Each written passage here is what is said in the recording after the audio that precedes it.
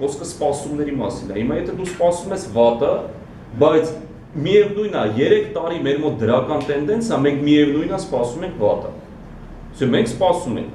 դոլարը կթռվի, դոլարը չի թռվում թարսի պես։ Շարունակում ենք սպասել, որ դոլարը կթռվի, ոչինչ կսպասենք։ Դա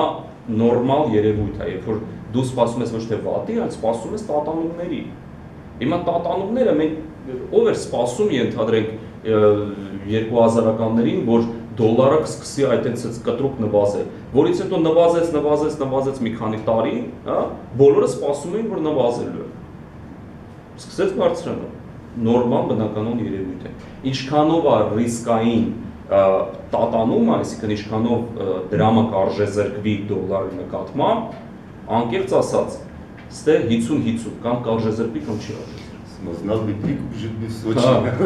Դա 50-50 է։ Դրա համար սպասումները ասեմ, որ չգիտեմ շուկայի մասնակիցների մասով երևի ավելի շատ